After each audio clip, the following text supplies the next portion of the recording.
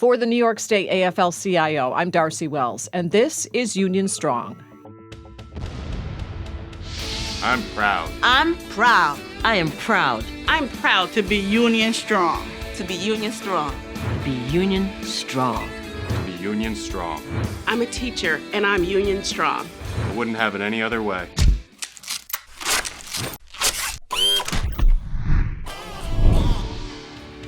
One of the biggest challenges facing working parents is childcare access and affordability. On the flip side is the need for more childcare facilities and for workers.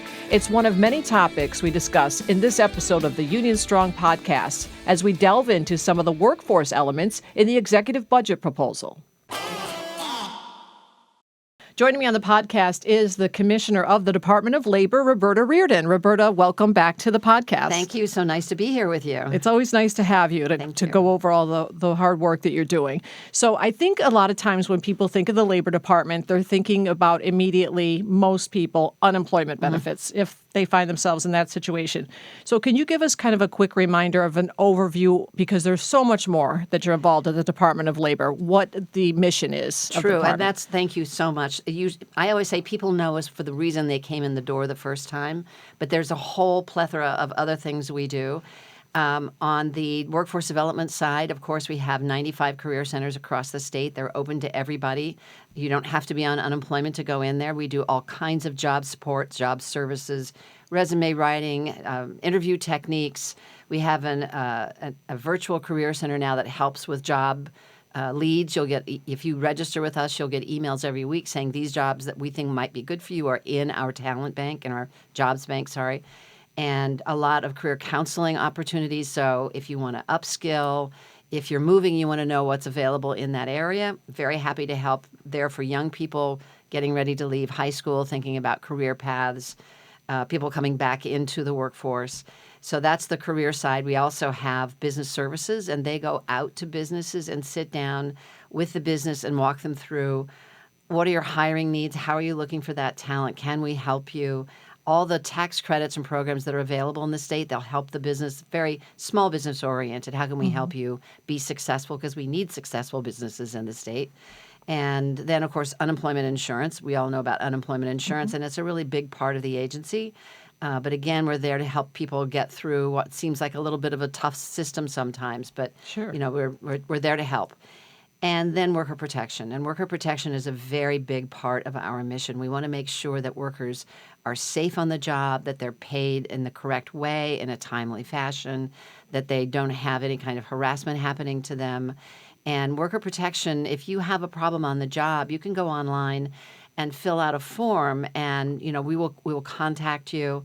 We try to keep the person's name private as much as possible. If you work in a company of 12 people and you think you've been cheated of your overtime, we'll go in and talk to the employer and we'll pull records for all 12 people. Because if you're stealing your overtime from one employee, you're probably stealing from everybody. Right. And same thing for worker comp contributions, all of that. And don't be too afraid of blowing the whistle, because that's why we're there. We also make sure that in the public employee space, we have public employee safety and health. Same thing, it's like OSHA, but at the state level for public workers. Again, go in and make sure that their working conditions are safe, that they're following all the rules. We have an anti-retaliation unit, so if you feel like you've been retaliated against because of the whistleblowing, we'll take that under advisement and pursue that. What am I leaving out? There's so many other parts of it, but it really help people find good jobs, help employers find good workers, support people when they're out of work, and then protect workers when they're at work. And I always say it's a magnificent mission to have. Yeah, that's a lot, too. Yeah. It explains the large workforce you have, which Yes. could always be larger, I want to point out, which we'll fight for. Yeah, thank you.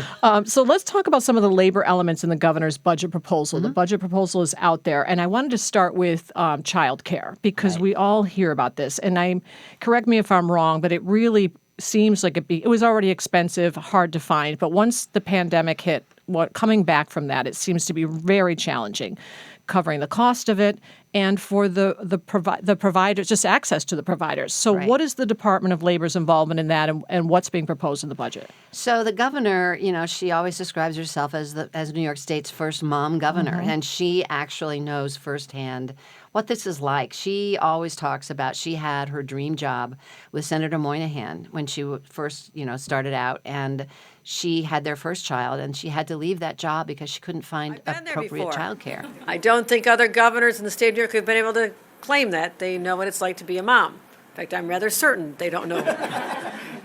But it is that experience and life's experiences that have made me so sensitive and so attuned to the needs of families today, and not just from back when I was struggling and had to leave a job I loved because there was no child care. Literally, that is why I stopped working. I wanted to keep working. I worked for Senator Daniel Patrick Moynihan. It was an honor. It was my dream since I was in 8th grade to do something like that. So she really understands what that's like, and she doesn't want any parent to have to go through that. So she's been very focused. Affordable, accessible childcare everywhere in the state. We don't have the luxury to allow us to use workers part way. If somebody wants to be full-time in the workforce, we need to facilitate that. Mm-hmm. And so childcare is a big part of her initiative. This year, I've been the co-chair of the childcare availability task force since 2018, I think. So we've been doing a lot of work on this area.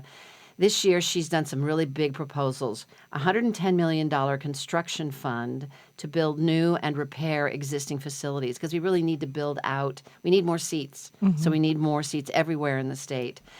She wants to set up a pool of a child care substitute pool. So you're a parent, you get that horrible phone call, Johnny can't come to class today because his teacher called in sick. Mm-hmm. That's because they don't have available substitute pools like they have in regular schools. So we want to develop a pool where they're vetted, they have the background check, and they'll be available to fill in. It would also be a great pipeline for trained workers into that workforce. Also, the creation of a coalition to work together to identify sustainable funding for universal child care. And this is the next step in this actually 6 or 7 year initiative that we've been doing. It would be unions, parents, schools, community organizations, and tax experts to talk about how do we identify a sustainable way to fund universal child care. It is expensive, mm-hmm. but it really is where we need to go. So she's really focused on that. We are the first state in the nation to have paid prenatal leave, because we know all of the research says that first 9 months is so critical to the worker and to the child, and make sure that that pregnant worker is able to go to those checkups. We don't want people having to do that difficult balance, especially if you work paycheck to paycheck. Should I skip my checkup this week because I really need my full paycheck? No, you can get up to 20 hours a year. And that there's no building up the time. Pregnancy's from day one forward? Okay. Pregnancy's limited time, no time to bank. Right. But it gives you the time to keep those appointments. It's 20 hours a year, and it's really a very beneficial move on her part. And that's for all workers, whatever all workers, the sector? All private sector. Private sector, Public sector, okay. Usually they have to bargain for right. it. They'll but already all have the that, private sector. presumably. Mm-hmm. And you can be part-time or full-time. You don't have to work a certain amount of hours. It's simply, if you're pregnant, this is your right. Okay, very good. And you touched on this a little bit, but what about wage theft? You talked about this when you mentioned worker protections. First, how prevalent is that? So, it happens in every state in the union. It is a difficult problem, and it is one of our priority missions. I've always said the legislature's given us a lot of carrots. We need a couple of sticks. And the governor is proposing a good stick for us. Thank you, Governor Hochul. So the proposal is that we would be able to levy liens, assess levies, and seize property for underpaid, not paid wages. This comes after a judgment comes in against the employer. Once they're deemed responsible for those stolen wages, then we can go after them. This is exactly the same system that unemployment insurance uses when they claw back the money that's owed to UI. And they are very effective in the UI space. So I am hopeful that this will really improve the picture. We recovered, I think last year, about $34 million for, I want to say, maybe 40,000 workers. Wow. Okay. Yeah. But that's a lot of money, and there's more to recover. So these series of sticks would be really, really important. And the thing that businesses need to know, this is being done for everybody. When there's one bad employer who's paying under the table, not paying UI, not paying overtime, it makes it impossible for their competitors because their bottom line is lower. Mm-hmm. And so we want to make sure that over 90% of the employers play by the rules. They want to do it right. But that other 10%, they're ruining it for everybody. And the workers work hard for that money. It's their money.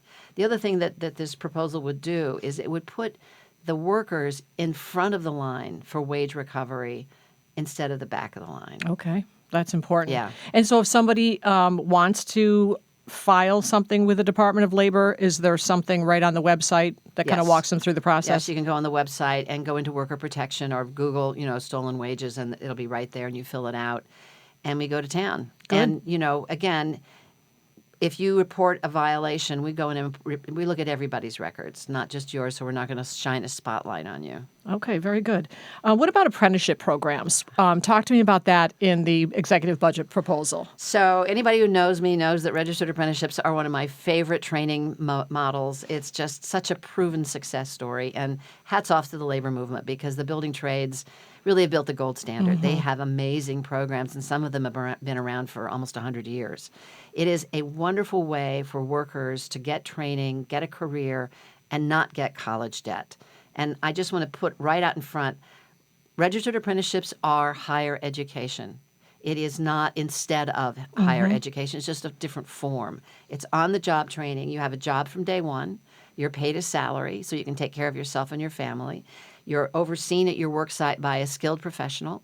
You take at least 144 hours of required education every year, and that's overseen by state ed. When you graduate, you get a certificate that's nationally recognized. And, in the union programs, you're in a union, you have the support of your brothers and sisters, and you're already banking your hours for your health care. It is an amazing program. The governor wants to expand it into high-growth sectors. So AI, advanced manufacturing, engineering, healthcare, teaching. These are areas that are going to need more and more skilled workers, but they may not need a 4-year college degree. So this gives them an opportunity to get the learning right at the job. And it's $10 million for registered apprenticeships and pre-apprenticeships, and there will be money in there for wraparound services for those people who need it.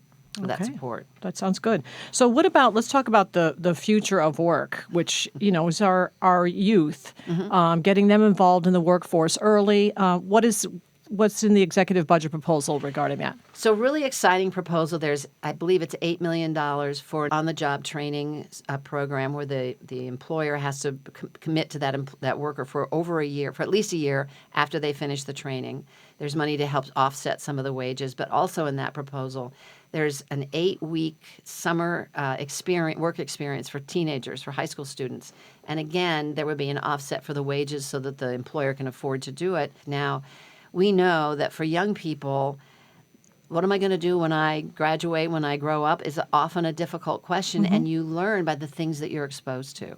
So this will give a young person an opportunity to actually, you think that advanced manufacturing is interesting, so you can go and actually work in that space, supervised, by the employer, and get a real experience of what does it mean to do that. In the executive budget proposal, is there training money there for adults? Yes, great question. So this year, the governor has proposed a program that would be for 25 to 55-year-olds, and they would be eligible to get free associate's degrees at SUNY and CUNY community colleges in these specific areas, getting degrees in these target areas like AI, cybersecurity, teaching, healthcare, advanced manufacturing, engineering. This is a great way to make sure that we have, again, that pipeline for high-need employment. We know that these jobs are above median income, so they're good jobs, they're career paths, and we have wonderful employers in New York State right now looking for people in these areas. So it's an opportunity for somebody who may have graduated from high school, bounced around a little bit, and says, I need to buckle down and really focus on a career. This way you can get your associate's degree. So there's a lot of other programs on there, and I'll give you an opportunity if there's something else I didn't cover. But otherwise, we didn't cover a lot, I'm sure, because there is a lot. But if people want to learn more about the programs, what's the best way for them to do that other than just maybe Googling DOL? Where can they get information? Go on the website, search around. There's a search tool. There's a lot of information on there. One last thing that I didn't talk about, digital working papers. We want young people to start working, early in their career, and we know that's very valuable. Right now, you have to go down to the school with your parent. It's a whole process. It's a piece of paper. Sometimes the employer loses it. We want to do one-stop portal so that the parents and their children, the schools and the employer all go through the same portal, and it will be on the young person's cell phone, which is where they are anyway. Right. And the employer will also have it digitally, and we will be able to do research. So this is a really exciting development, dragging us into the 21st century. $10 billion build-out. I'm really excited about it. But if you want to learn about all the opportunities we have, go online, look around. Go down to your local career center and talk to the folks in the career center. They have a lot of really good information. If your kids are looking for career inspiration, that's a great place to start. Okay, very good. Well, thank you, Commissioner Reardon. We always enjoy having you on. A ton of information. Thank you for your time. Thank you very much. Joining me on the podcast is the Director of Digital Strategy at the State Fed and also editor of the podcast, Liz O'Neill. Hi, Liz. Hi, Darcy. So that was great to have Commissioner Reardon on. We've had her on before, and I think we should point out to folks that, and maybe remind some of them, she is a union member. She was a member of SAG-AFTRA, which also happens to be my union. She was actually the president of AFTRA, and then when they merged, continued on in that role as SAG-AFTRA. She was also on the Arts and Entertainment Committee for the State Fed. So she really understands the value of union membership, definitely, and, is a great advocate for workers. Yeah, she really is one of us. And we didn't have time to get into this on the podcast earlier, but she's got a new newsletter out called Union Voices. And it's news that matters to workers across the state. So things going on inside the Department of Labor and beyond. So it's really good for staying in tune with the future of labor in New York State. So maybe we can include a link to that if people want to sign up to get that newsletter in our show notes. And then also just point out she covered a lot of topics, but if you want to know which ones we are out there advocating for, you can go to our website and we'll have our legislative priorities listed there. Definitely. And I'll include all these links in the show notes. Great. Thanks, Liz. Thanks, Darcy. This has been a production of the New York State AFL-CIO. Our president is Mario Salento. Our secretary-treasurer is Terry Melvin. We're a federation of 3,000 unions representing 2.5 million union members, retirees, and their families, with one goal: to raise the standard of living and quality of life of all working people. We keep New York State unions strong by fighting for better wages, better benefits, and better working conditions. For more information on the labor movement in New York, visit NYSAFLCIO.org. Until next time, stay union and stay strong.